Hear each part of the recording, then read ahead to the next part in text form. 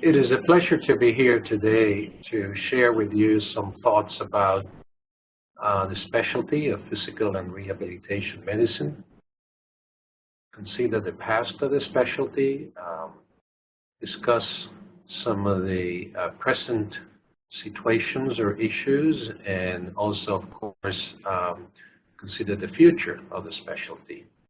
I think this is important in the context of two important recent events.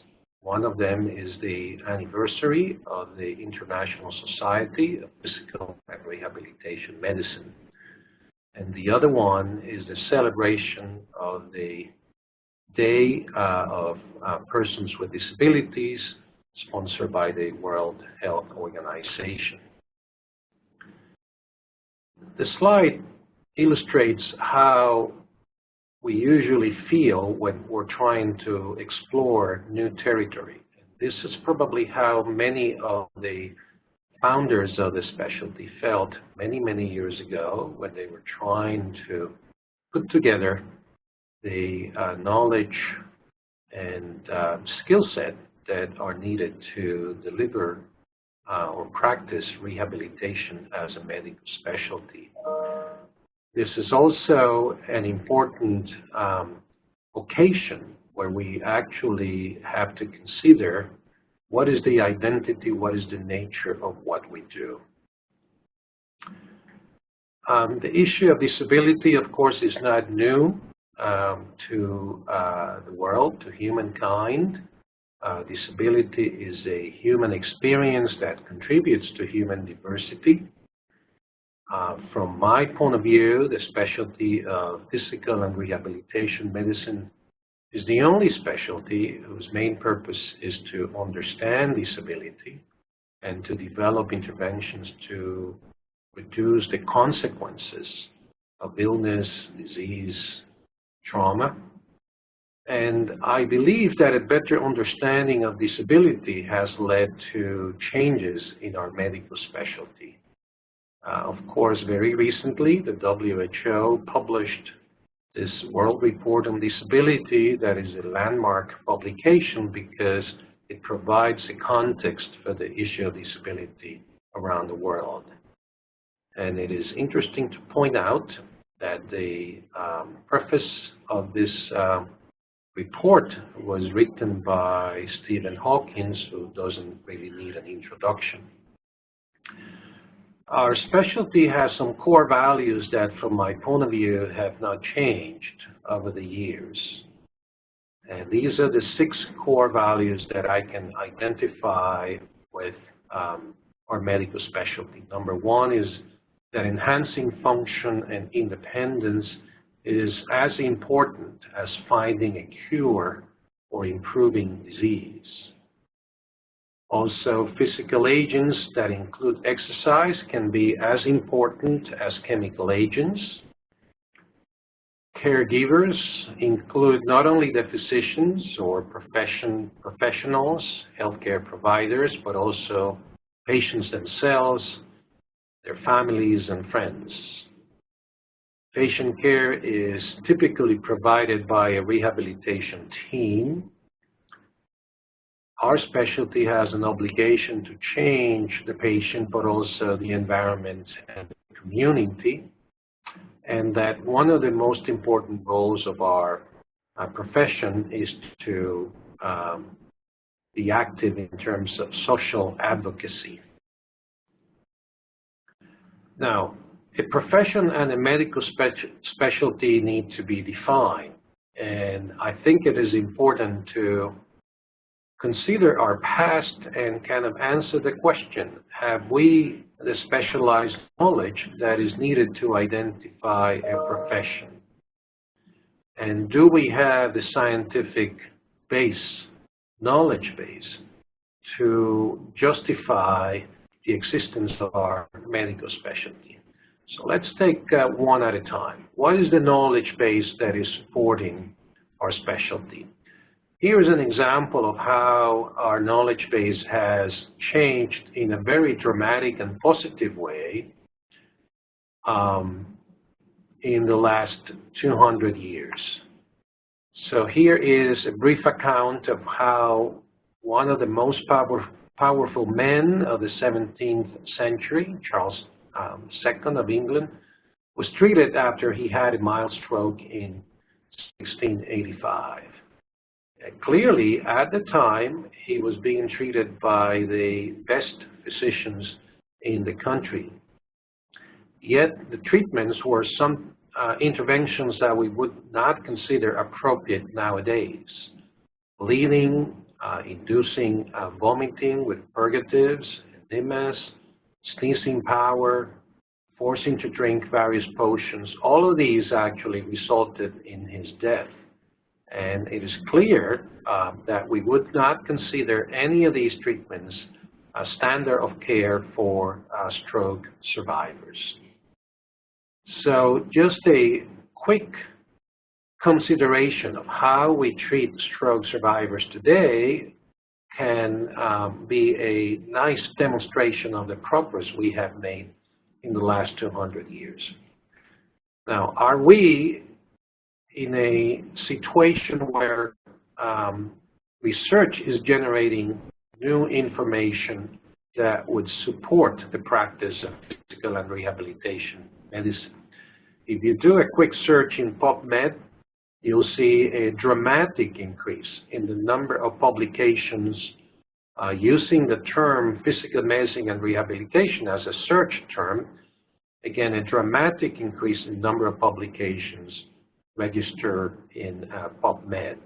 In the last 20 years, the number has increased by a factor of 6.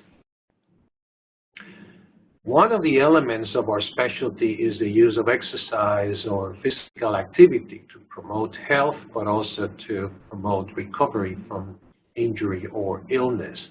The use of physical activity or motion is not really new. Many of the classical physicians and scientists have advocated throughout history for the inclusion of physical activity in the treatment of patients. So if we actually do a similar search for publications in the area of exercise, you'll see that the number has, again, dramatically increased in the last 20 or 30 years. And in the year 2014, almost 18,000 papers or manuscripts were published on this particular topic. Clearly, 20, 30, 40 years ago, we used technology that was at the time advanced technology, but it has become, at this point in time, inappropriate for the rehabilitation of many of our patients. So another thing we can do to understand how our specialty has evolved over the last 20, 30 years is to compare the knowledge base that we had 30 years ago with today's knowledge base. Textbooks are usually instruments that summarize that knowledge base. And here I have on the slide a comparison between two textbooks that were published in the United States at different points in time. On the left-hand side is Cruzan's Handbook of PM&R that in 1982, about 34 years ago, 33, 34 years ago, was one of the leading textbooks in our specialty. And on the right-hand side, the Lisa's PM&R Principles and Practice, published in 2010. And as you can see, a quick comparison of the table of contents actually shows how much our field has evolved. In 1982, important topics that were included in the textbook were pre-vocational evaluation, diathermy and superficial heat and cold, again, physical modalities, bed positioning, homemaking activities, and so on. But in 2010, the actual content had changed or evolved to things like imaging techniques, the application of ICF, transplantation medicine, sports medicine, aging, injections, and so on, and rehabilitation robotics. So just a quick comparison between these two lists should also tell us a lot about how the knowledge base has changed dramatically over the last 28 years. I said before that the second component of a profession and a medical specialty, a second factor that defines the profession and the medical specialty, is the science of it. What is the extent of the science that supports what we do? Of course, science has many definitions, but I think we can consider science as organized, testable knowledge of the world, and is probably one of the most effective ways that men have conceived that can help us acquire new knowledge, as opposed to beliefs or superstition.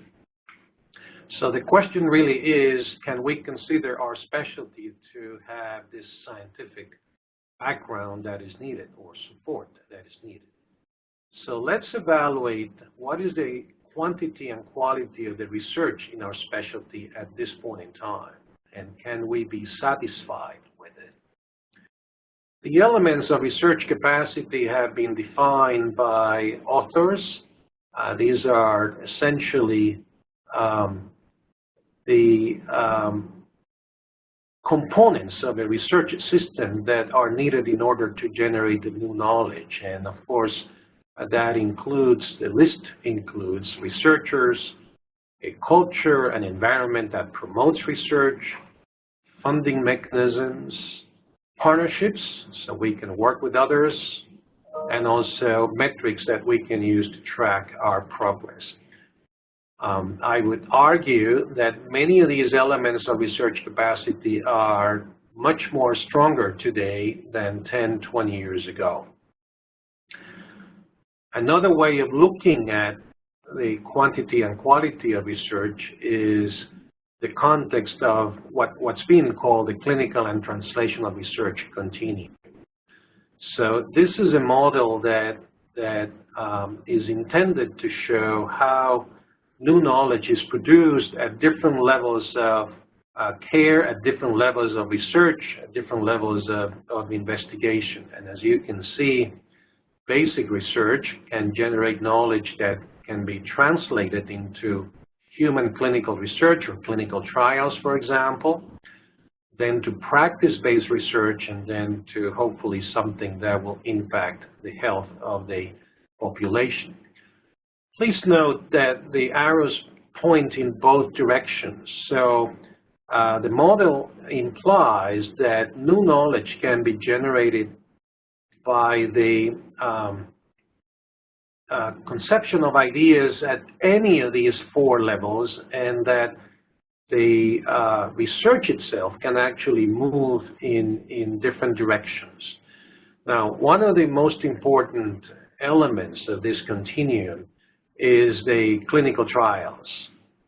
And because clinical trials have been considered by many to be a gold standard in terms of producing new knowledge that can be applied to the treatment of patients.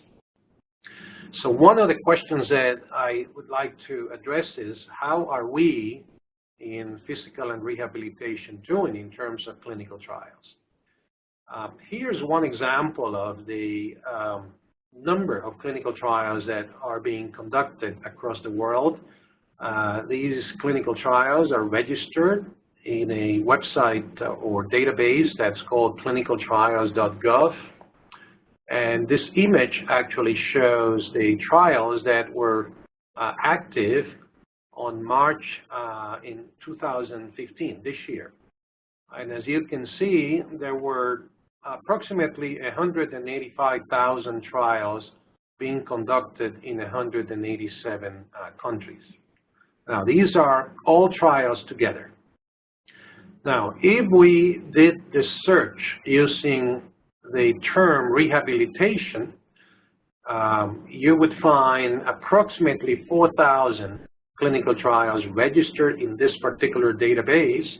And I should emphasize this is not the only database, but it's one that is used frequently.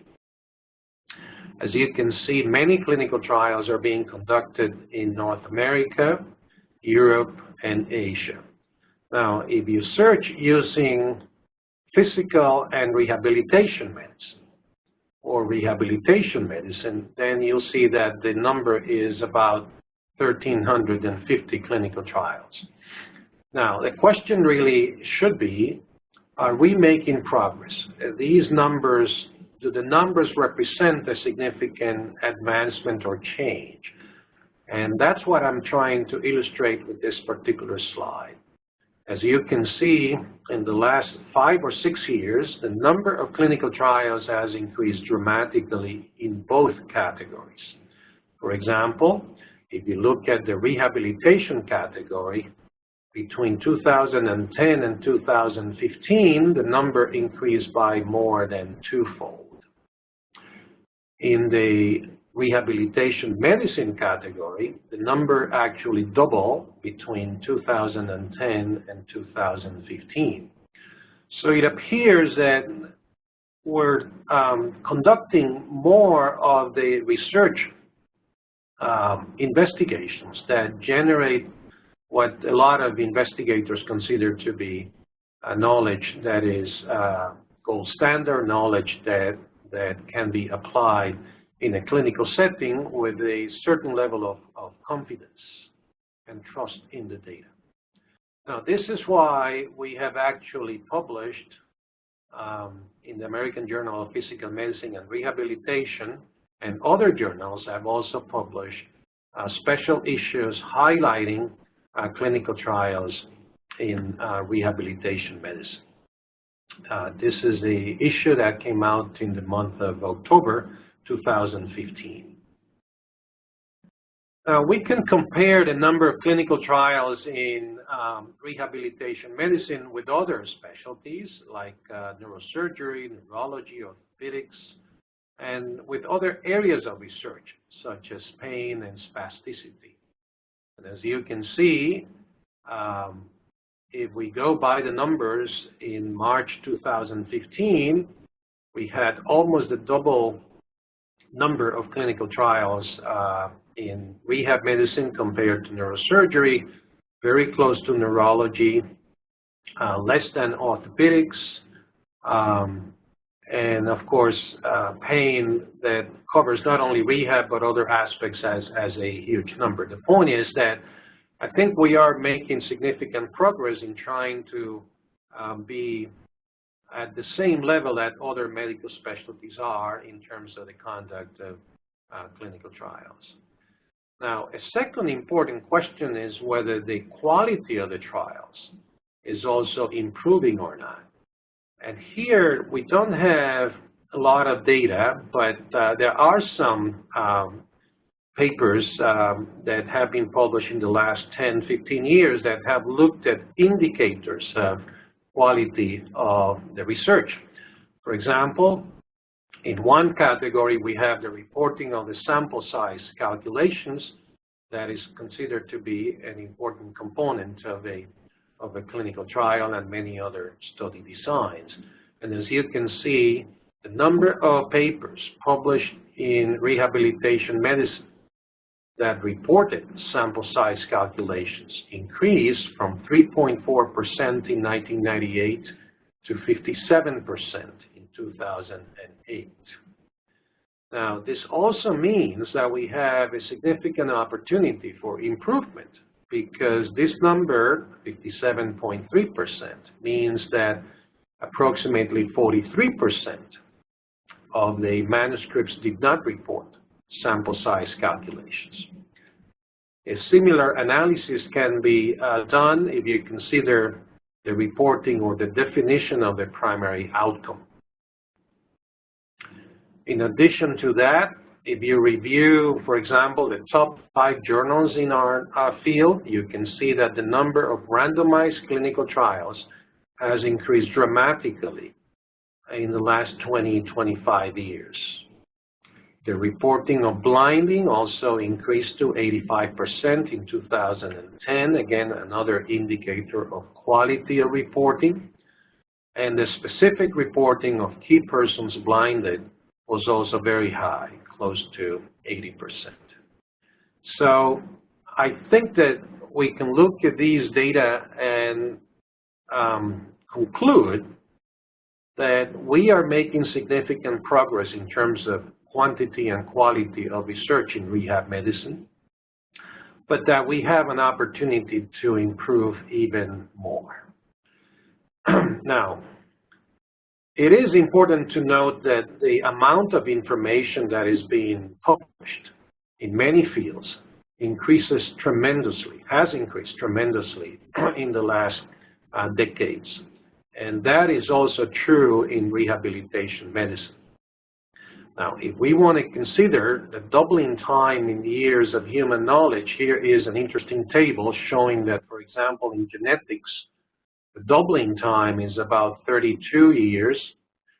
Now, in terms of the number of scientific journals, it is about 15 years, and in terms of clinical trials in rehab medicine, it's only 3 to 4 years. So again, an indicator that we're making significant progress. Now, I think there's another reason to be hopeful, and that is dramatic increases and discoveries in mainstream science that may find important applications in rehabilitation medicine. Just quickly, we can go over a few examples of this. For example, changes in genetics and genomics have been quite significant in the last 20 years.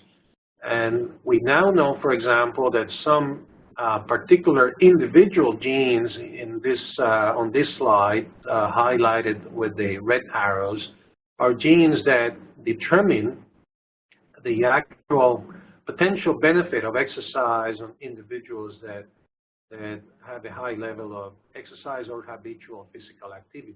That is, there is a genetic component to the response to exercise training and the potential benefits of exercise in human beings.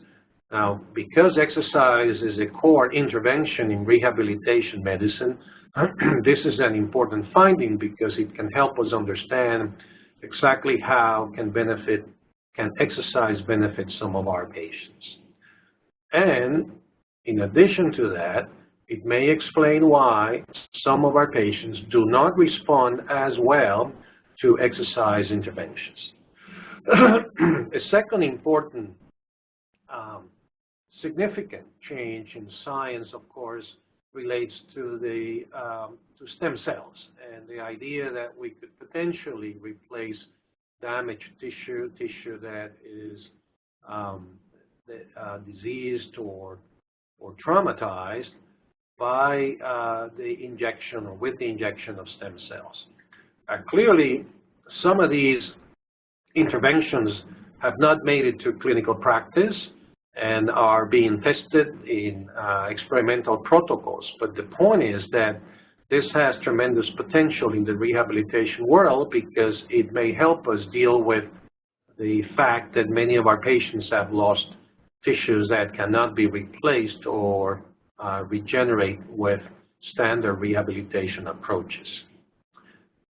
A third example is the use of tissue engineering to actually build or replace damaged tissue, and there are many examples of this in the literature showing that it is possible to grow in a laboratory setting and to actually apply, in some cases, in a clinical setting, discoveries in this area. Imaging is another one of those fields of inquiry that has made an astounding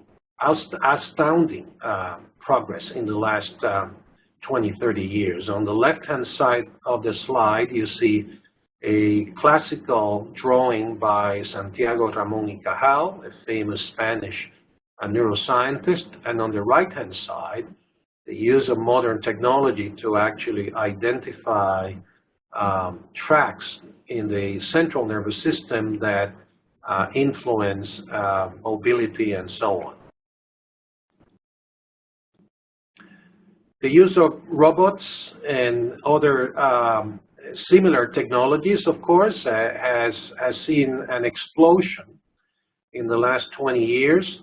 I do believe that many of these devices have yet to be tested appropriately in a scientific way, but there are data suggesting that these devices can actually enhance the outcomes of a rehabilitation setting, and I think we should expect more of these devices to be built in the next 5 or 10 years.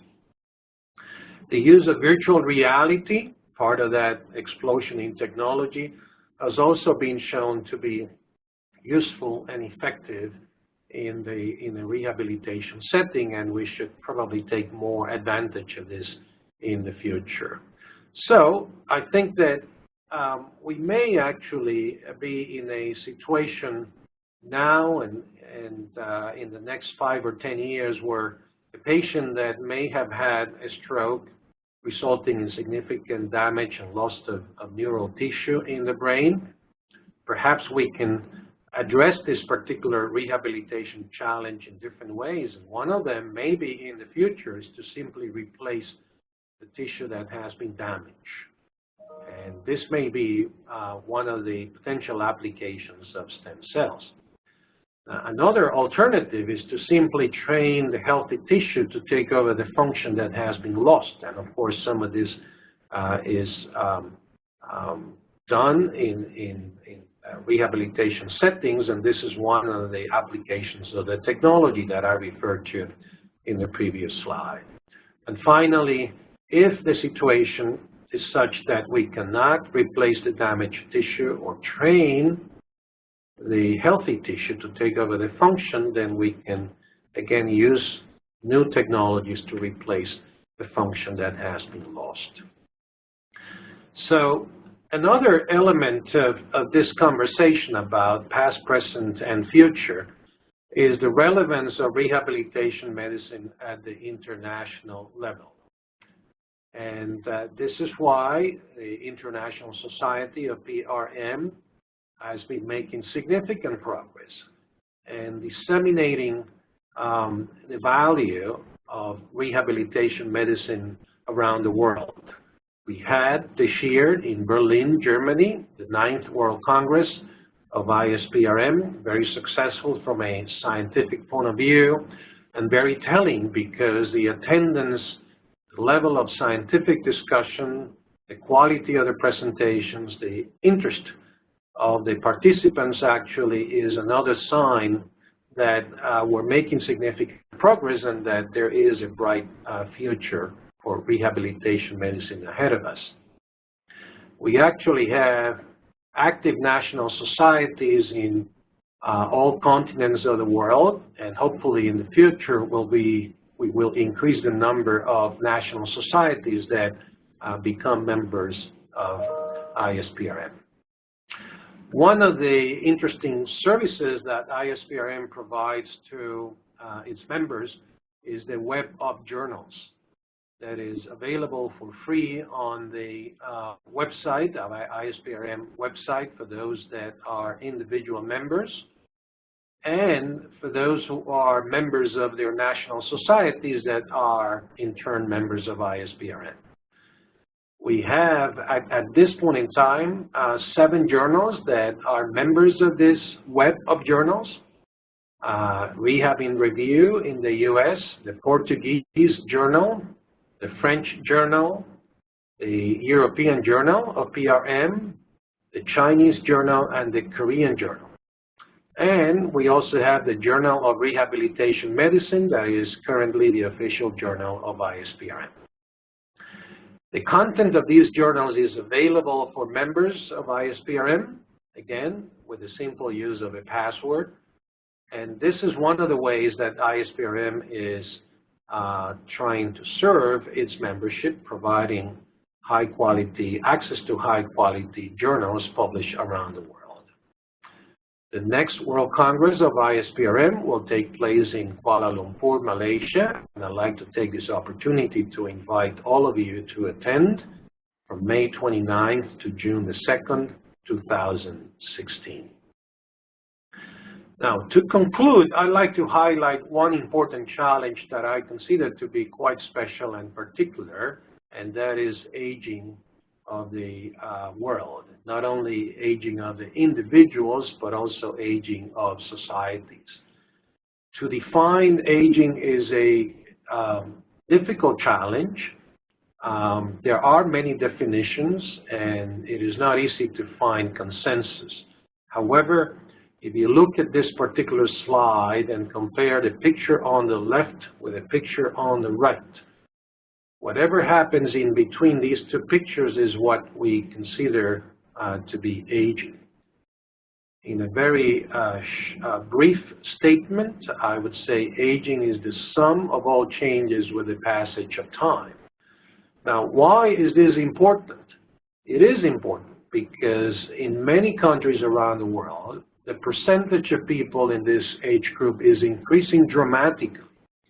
Here we have a sample of countries in different parts of the globe.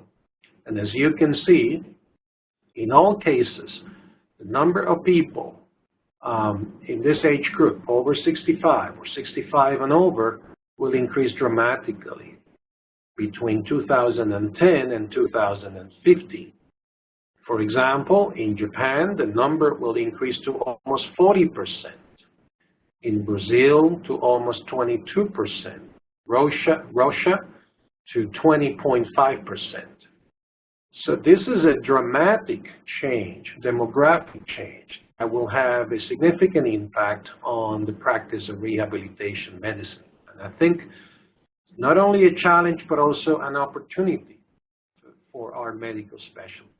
Many of these individuals would like to maintain a high level of mobility, high level of habitual physical activity, and even participation in sports. And I believe that through the practice of rehabilitation, we can help them achieve that goal. The way to do this, of course, is using exercise, and these are here are two examples of the exercise that we can use. So we're not limiting ourselves to strengthening exercise or to aerobic training, but I think it's important to understand that we have in rehabilitation medicine the tools to make sure that these individuals reach advanced adult age with a high level of functioning. So I have tried to briefly reflect on our specialty, the past, present, and consider the future of our specialty. I do believe that science is a fantastic way of getting to know the world, but I also recognize that it is not the only way of doing this. There may be other tools that humans can use to understand the world, for example, literature, music, philosophical reflection. Nevertheless, science is an important way of understanding the world, understanding life, and I believe that our specialty of rehabilitation medicine is making a contribution to expanding our understanding of the world and of life. I am trying to be very positive about the future of our specialty, and I hope that you will share my optimism. I would like to end with an invitation. I hope that you will consider joining our efforts, contributing your science, contributing your knowledge, your clinical work to enhancing the quality of life of persons with disabilities. And also to consider joining ISPRM as an international organization that represents our efforts in these regards. Thank you very much for spending some time with me. Thank you.